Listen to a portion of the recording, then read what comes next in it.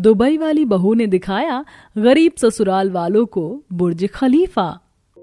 माँ, मैं वादा करता हूँ आप सबसे, मैं आपको दुबई जाकर खूब मेहनत से कमाऊंगा और एक दिन आपका बुर्ज खलीफा देखने का सपना पूरा करूंगा। बेटा, तू हमसे इतनी दूर जा रहा है, मैं तो बस यही चाहती हूँ कि भगवान हमेशा तुझ पर अपनी कृपा बनाए रखे और तू खूब तरक्की करे। भैया, विदेश जाकर हमें भूल मत जाना। मैंने जो कहा है मैं उसे पूरा करने की पूरी कोशिश करूंगा और मैं आपको हर दम याद रखूंगा। अब मुझे जाना होगा। अपना ख्याल रखना बेटा। अपने परिवार से आखिरी बार बोलकर तुषार जल्दी से चला जाता है और कुछ ही देर में उसका परिवार उस दुबई जाते जहाज को उड़ते देखता है जिसमें तुषार बैठा हुआ था। इस बार तो तुषार को साल भर होने को आया है हमारी खैर खबर लिए हुए। ना कोई चिट्ठी, ना कोई फोन, कुछ भी नहीं। भैया को पूरे 3 साल होने वाले हैं दुबई गए हुए और इस बार उन्होंने महीनों से हमसे कोई बात नहीं की। बुर्ज खलीफा दिखाने का वादा करके गए थे, कभी किसी के फोन के जरिए भी उसका नजारा नहीं दिखाया। मुझे तो लगता है कि वो हमें भूल चुके हैं। सेजल और सुमित्रा बैठी हुई बात ही कर रही थी कि तभी उनके घर उनकी पड़ोसन आलोचना आई। अरे कैसी हो सुमित्रा बहन, बेटे से बात होती रहती है तुम्हारी। अरे आलोचना बहन, तुम हमारे घर कदम रखते ही ये कैसा सवाल पूछ रही हो। बात ही कुछ ऐसी, तुम्हें तो पता शर्मिला का बेटा उसे दुबई ले गया था। आज वो पूरे 6 महीने बाद दुबई से लौटी है और उसने बताया कि उसके बहू बेटे ने वहां उसका नौकरानियों जैसा बर्ताव किया। तुम कहना क्या चाहती हो, साफ साफ कहो। मैं तो बस ये बताना चाह रही हूँ कि कहीं तुम्हारे बेटे ने भी तुम्हें बताए बिना शादी ना कर ली हो। अगर ऐसा हुआ तो तुम्हारे साथ भी शर्मिला की तरह ही होगा। नहीं, मेरा बेटा ऐसा नहीं है, वो मुझे बिना बताए ऐसा कुछ नहीं करेगा। इस पर आलोचना बिना कुछ कहे वहां से चली गई। आलोचना के जाने के कुछ देर बाद ही सुमित्रा के घर के सामने एक बड़ी गाड़ी आकर खड़ी हो गई। अरे ये इतनी बड़ी गाड़ी हमारे घर के सामने आकर क्यों खड़ी हो गई है? सेजल ने इतना बोला ही था कि तभी गाड़ी से उसका भाई तुषार उतरा, जिसे देखकर सेजल फूल ही नहीं समाई। भैया, आप इस तरह कैसे, और वो भी इतनी बड़ी गाड़ी में बैठकर? माँ जल्दी आइए, देखिए कौन आया है। अरे कौन आ गया जो इतना शोर मचा रही है? तुषार बेटा, तू आ गया। कैसा है तू? इतने दिन से बात क्यों नहीं की? माँ, मैं आप सभी को सरप्राइज देना चाहता था, इसलिए मैंने आपको बताया नहीं। और पिताजी कहाँ हैं? तू अंदर तो आ जा, तेरे पिताजी भी बस आते ही होंगे। माँ, मैं अंदर तो आ जाऊंगा, लेकिन मैं यहाँ रहने नहीं बल्कि आप सभी को लेने आया हूँ। मैंने कुछ महीने पहले शादी कर ली, इसके चलते मैं आपसे बात नहीं कर पाया। मुझे माफ कर देना माँ, मैंने आपको बिना बताए ये सब कर लिया और अब मेरी बीवी मेरे साथ दुबई से यहाँ आपको लेने आई है। इतना कहते ही गाड़ी से एक लड़की उतरी जिसने दुबई स्टाइल के कपड़े पहने हुए थे। उसने आकर सुमित्रा को नमस्कार किया। माँ, ये है लिया, आपकी बहू। इस पर सुमित्रा और सेजल को समझ नहीं आ रहा था कि वो खुश हों या दुखी। आलोचना की बात उनके दिमाग में घूमने लगी। आलोचना की बात सुनकर जो डर उनके मन में बैठा हुआ था वो कुछ ही देर में सच में बदलकर उनके सामने आकर खड़ा हो गया। खाना तैयार है, अंदर आकर दोनों खा लो। सुमित्रा सिर्फ इतना कहकर वापस घर में चली गई। सेजल भी पीछे से निराश होकर घर में चली गई। अभी कुछ देर पहले जो उनके चेहरे पर खुशी दिखाई दे रही थी वो अब निराशा में बदल चुकी थी। मुझे पता था कि माँ को इस बात का बहुत बुरा लगेगा। अभी उनके लिए ऐसा महसूस करना लाजमी है, लेकिन मुझे यकीन है कि वो जल्दी ही सब कुछ अपना लेंगी। तुषार के लिए अपने परिवार को दुबई लेकर जाना उसे बहुत ज्यादा मुश्किल था। जितना उसने सोचा था उससे भी ज्यादा। उसका परिवार दुबई जाने से काफी घबरा रहा था, क्योंकि उन्हें लगता था कि उनके साथ भी वैसा ही होगा जैसा शर्मिला के परिवार के साथ हुआ। जहाज में सफर करते समय तुषार और लिया ने सभी का पूरा ख्याल रखा और इसी तरह उड़ते हुए उनका जहाज दुबई की जमीन पर उतरा। कितना बड़ा घर है ये, क्या ये घर सच में भैया का है? तेरे भाई को बहुत मेहनत करनी पड़ी होगी इस घर को बनाने में। आखिर उसने अपना पूरा वादा कर ही दिया। वादा तो पूरा हो गया, लेकिन उसके साथ साथ धोखा भी दिया। अरे सुमित्रा, तुम्हारा बेटा दुबई में 3 साल से रह रहा है, ऐसे में ऐसा होना आम बात है। आम बात है? मेरे बेटे ने बिना बताए शादी कर ली। हो सकता है ये इस लड़की की ही चाल हो। मुझे डर है कि कहीं हमारे साथ भी ऐसा ही ना हो जैसा शर्मिला के परिवार के साथ हुआ। सुमित्रा ऐसे ही बातें कर रही थी कि तभी कमरे में लिया कुछ कपड़े लेकर आई, जिस पर सेजल ने सुमित्रा से जल्दी से चुप होने का इशारा किया। आप सभी बहुत थक गए होंगे, आप नहा धोकर कपड़े बदल लीजिए, इतने में खाना बनकर तैयार हो जाएगा। और ये है हमारे घर की मेड, अगर आप लोगों को किसी भी चीज की जरूरत पड़े तो इनसे कह दीजिएगा। लिया की भाषा सुनकर सभी हैरान हुए। उन्हें ऐसा लगा जैसे वो इंडिया की रहने वाली हो। लिया उनके पास मेड को छोड़कर चली गई। बहू का स्वभाव तो कितना अच्छा है, और ये तो कितनी अच्छी हिंदी भी बोल लेती है। तुम तो बेवजह ही चिंता कर रही हो। कौन जानता है कि ये सब सिर्फ एक ड्रामा हो। मुझे तो लगता है ये मीठी छुरी बन रही है, बाद में हमसे सब कुछ वसूल लेगी। लेकिन माँ, ये हमसे क्या वसूलेंगी भला? हमारे पास तो कुछ है ही नहीं। क्या पता हमें नौकर बनाकर हमसे सारे काम ले या फिर हर चीज के पैसे मांगे। हालांकि इस बात का कोई मतलब नहीं बन रहा था, लेकिन सुमित्रा खुद को ऐसा सोचने से रोक नहीं पा रही थी। कुछ देर में नहा धोकर कपड़े बदलकर वो बाहर आई और फिर मेड ने उन्हें डाइनिंग टेबल तक लेकर गई, जहां लिया और तुषार पहले से ही उनका इंतजार कर रहे थे। मम्मी जी, आपको कोई दिक्कत तो नहीं हुई ना? क्या नहाकर आपकी थकान दूर हो गई? मैं सब जानती हूँ कि हमारे साथ इतना अच्छा बनने के पीछे का कारण क्या है। हाँ बहू, नहाकर हम एकदम ताजा हो गए हैं, और हमारे कमरे में ही स्नान घर है, ये देखकर मुझे बहुत अच्छा लगा। वो आज से आपका और मम्मी जी का ही कमरा है। अब आप आकर खाना खा लीजिए।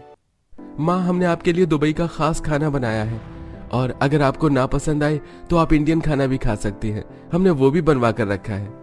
अरे बेटा, तू इतनी चिंता क्यों कर रहा है? मैं तो सादी चटनी से भी रोटी खा लेती हूँ। असल में लिया को चिंता हुई कि कहीं आपको दुबई का खाना पसंद नहीं आया तो, इसलिए मेड से कहकर आपके लिए इंडियन खाना भी बनवा दिया। इस बात पर सुमित्रा को थोड़ी हैरानी हुई, लेकिन फिर भी वो चुपचाप खाना खाने बैठ गई। थोड़ी देर बाद खाना खाकर सभी वापस अपने कमरे में जाने लगे कि तभी अरे सेजल, यहाँ आओ, मुझे तुम्हें कुछ दिखाना है। लिया सेजल को अपने साथ ले गई। वहीं सुमित्रा को इस पर चिंता होने लगी। हे भगवान, ये कहाँ लेकर गई है मेरी बेटी को? मुझे जाकर देखना होगा। रुको सुमित्रा, तुम ज्यादा ही सोच रही हो। वो कहाँ लेकर जा सकती है सेजल को भला? इधर सुमित्रा की चिंता बढ़ रही थी, उधर लिया सेजल को एक कमरे में लेकर गई। सेजल, ये तुम्हारा कमरा है। हमने तुम्हारी जरूरत के सारे सामान का इंतजाम किया है, लेकिन अगर फिर भी तुम्हें किसी चीज की जरूरत हो तो मुझे बताना। सेजल ने देखा कि कमरा बहुत ही बड़ा और बड़े ही सुंदर तरीके से सजा हुआ था। क्या ये सच में मेरा कमरा है? ये तो किसी राजकुमारी के कमरे जैसा लग रहा है। मुझे तो अपनी आंखों पर विश्वास ही नहीं हो रहा। और जरा ये तो देखो, यहाँ से कितना अच्छा नजारा दिखता है। मैंने इसी वजह से तुम्हारा कमरा यहाँ बनवाया है। सच में कितना सुंदर नजारा है। मुझे तो पता ही नहीं था कि हम इतनी ऊंचाई पर हैं। वैसे आपने मेरे लिए इतना सब कुछ क्यों किया? सेजल, ये क्या पूछ रही हो? मैंने कुछ भी नहीं किया है भला। ये घर तुम्हारे भैया ने बनवाया है तो ये घर तुम्हारा है। मैंने तो सिर्फ थोड़ी मदद की है। अच्छा, ये सब छोड़ो, अब तुम जल्दी से सो जाओ, कल हम घूमने जा रहे हैं। लिया की बात सुनकर सेजल अब पूरी तरह उलझ चुकी थी। जैसे वो और सुमित्रा लिया के बारे में सोच रही थी, वैसा कुछ भी नहीं दिखाई दे रहा था। लेकिन अब भी उनके मन में थोड़ा शक बना हुआ था। अगले दिन लिया सेजल और सुमित्रा को अच्छे से तैयार करके घुमाने लेकर गई। चलती हुई गाड़ी से वो सभी सारे नज़ारे देख रहे थे, और चलते चलते गाड़ी ऐसी जगह आकर रुकी जहां से बुर्ज खलीफा साफ नजर आ रहा था। ये तो दुबई की मशहूर बिल्डिंग है ना? हाँ मम्मी जी, ये है बुर्ज खलीफा, दुबई की मशहूर और दुनिया की सबसे ऊंची इमारत। तुषार ने मुझे बताया था कि इसे देखना आपका सपना रहा। माफ करना माँ, मैंने आपको फोन पर ये इसलिए नहीं दिखाया क्योंकि लिया ने मुझसे मना कर दिया था। वो चाहती थी कि ये असल में आपको बुर्ज खलीफा दिखाए। इस पर पूरे परिवार को काफी हैरानी हुई। मुझे तो अपनी आंखों पर विश्वास ही नहीं हो रहा है। बहू, तूने तो सच में हमारी ख्वाहिश का ही बड़ा ख्याल रखा है ना सुमित्रा? हाँ। इसके बाद पूरा परिवार बुर्ज खलीफा का नजारा देखकर खूब घूमा। वहीं पर एक रेस्टोरेंट बना हुआ था जहां पर उन्होंने खाना खाया। रात होने तक सभी ने बड़े मजे किए। एक फेस्टिवल की वजह से रात में बुर्ज खलीफा के बड़े फव्वारे चलने लगे और आसमान में पटाखे छोड़े गए। ऐसे नजारे से किसी की नजर नहीं हट रही थी। सुमित्रा के पूरे परिवार ने वहां खूब सारे फोटोज लिए और देर रात होने पर वो सभी वापस घर लौटे। तो आप सभी को कैसा लगा यहाँ घूमकर? हम कभी भी अपनी जिंदगी में इस तरह कहीं नहीं घूम पाए। आज सिर्फ तुम्हारी वजह से हमें ऐसे नजारे देखने को मिले। किशन की बात सुनकर लिया की आंखों में आंसू आ गए। ये देख सुमित्रा और सेजल पूरी तरह से चौंक गई। अब लिया के लिए उनकी सोच में एक बर्ताव आने लगा था। अगले दिन लिया सुमित्रा और सेजल को शॉपिंग के लिए लेकर गई। कहीं ऐसा ना हो कि ये हमें शॉपिंग करने के बाद सारे पैसे हमसे ही मांग ले।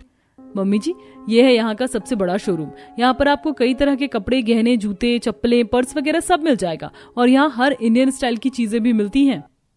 इसके बाद लिया ने सुमित्रा और सेजल को कपड़ों के सेंटर में ले गई, जहां नए नए डिजाइन के अलग अलग तरह के कपड़े थे।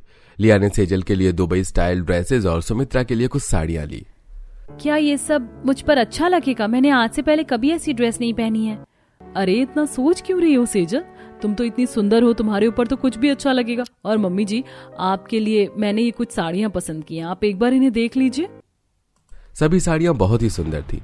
उन्हें देखकर सुमित्रा के मन में लड्डू फूटने लगी, लेकिन बस उतनी ठीक है इतना कहकर उसके आगे कुछ नहीं बोला।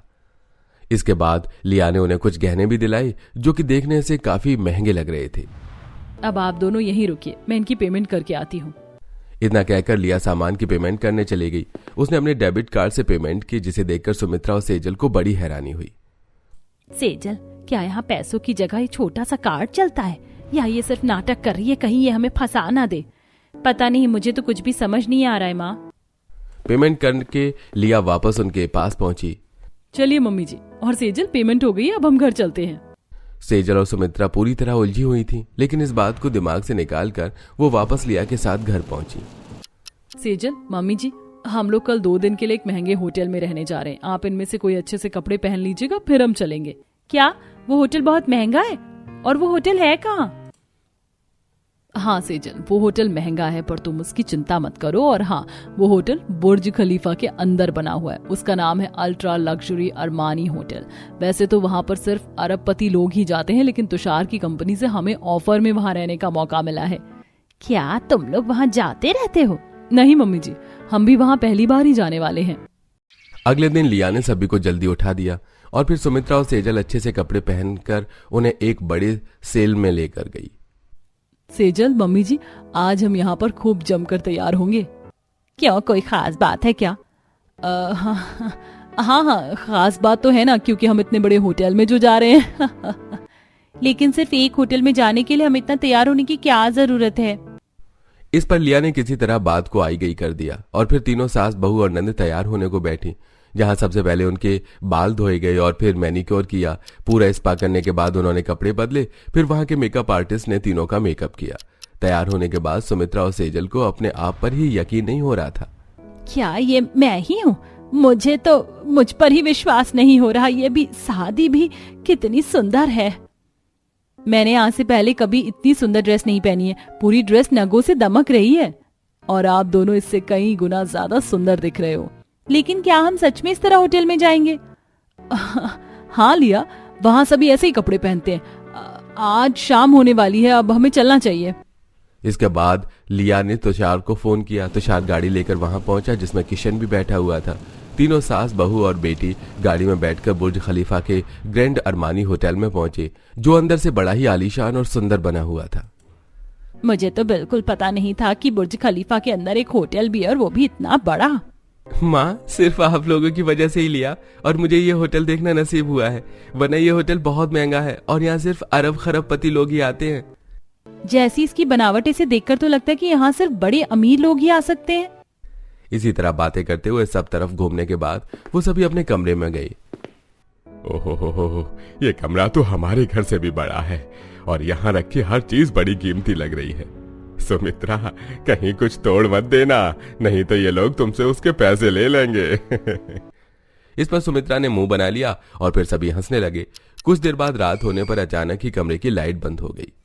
ए भगवान, ये बिजली कैसे चली गई? कितना अंधेरा हो गया। सेजल, तुषार, बेटी कहाँ हो तुम? किशन जी, मुझे बड़ा डर लग रहा है, कहाँ चले गए सब? सुमित्रा डर के मारे कांपने लगी कि तभी अचानक कमरे की लाइट्स जल गई और सभी ने तेज तेज तालियों के साथ जन्मदिन का गीत गाना शुरू कर दिया। सभी तालियां बजाकर जन्मदिन का गीत गा रहे थे और सामने एक बड़ा ही सुंदर केक रखा हुआ था। Happy birthday to you, happy birthday to you, happy birthday मेरी प्यारी भोली माँ, हैप्पी बर्थडे टू यू। ये सब देख सुमित्रा की आंखें भर आईं। उसे कभी नहीं सोचा था कि एक दिन उसका इस तरह जन्मदिन मनाया जाएगा। तुम सबको याद था कि आज मेरा जन्मदिन है? अरे माँ, हम इतना खास दिन भला कैसे भूल सकते हैं? और ये सब लिया का प्लान था, आपके बर्थडे को सरप्राइज रखने का। अब सुमित्रा के दिल में लिया के लिए बनी शक की दीवार एक सूत जितनी पतली हो चुकी थी, लेकिन अभी भी सुमित के मन में डर बना हुआ था। सभी ने खूब मजे से नाचते गाते खाते पीते सुमित्रा का बर्थडे सेलिब्रेट किया। कमरे की शीशे की दीवार से बाहर का सुंदर नजारा दिखाई दे रहा था। घंटों के सेलिब्रेशन के बाद सभी थक गए। अब हम सभी को कपड़े बदल लेने चाहिए और आराम करना चाहिए। हाँ बहू, पूरा दिन इसी तरह भाग दौड़ में ही खत्म हो गया। सभी कपड़े बदलकर आराम करने लगे। सभी काफी खुश थे। पार्टी करके थकने के बाद सभी को गहरी नींद आई, जिस पर अगले दिन सुबह उठने में देर हो गई। होटल सर्विस से नाश्ता पहुंचाया गया। किशन और तुषार कुछ देर के लिए कमरे से बाहर घूमने चले गए। वहीं लिया, सुमित्रा और सेजल कमरे में ही थी। मम्मी जी, मैं आपसे माफी मांगना चाहती हूँ। वो मैं तुषार जी से अब से लगभग 2 साल पहले मिली थी। उनको डर था कि कहीं आप शादी के लिए मना ना कर दें, इस वजह से उन्होंने आपको कोई खबर नहीं दी। मैं इस बात पर शर्मिंदा हूँ। जो हो गया सो हो गया। लेकिन ये बताओ कि क्या तुमने अपने परिवार को भी कुछ नहीं बताया? परिवार के नाम पर सिर्फ मेरे पापा हैं, जो कि एक बिजनेसमैन है। उनके पास मुझे देने को समय नहीं है। मेरी माँ मुझे जन्म देने के कुछ समय बाद ही भगवान को प्यारी हो गई। तब से अभी तक मैं अकेली थी, लेकिन आपके आने से मुझे एक माँ और एक बहन मिली, जिससे मैंने एक असली खुशी अनुभव की। सुमित्रा को लिया की बात सुनकर एक झटका लगा। अभी तक जो सब वो लिया के बारे में सोच रही थी, वो अब पूरी तरह खत्म हो गया। ये बच्ची तो बिन माँ के पली है और मैंने इसके बारे में कितना बुरा सोचा। और आपको ये जानकर खुशी होगी कि मेरी माँ एक भारतीय नारी थी। क्या सच में? तू एक भारतीय नारी से जन्मी है?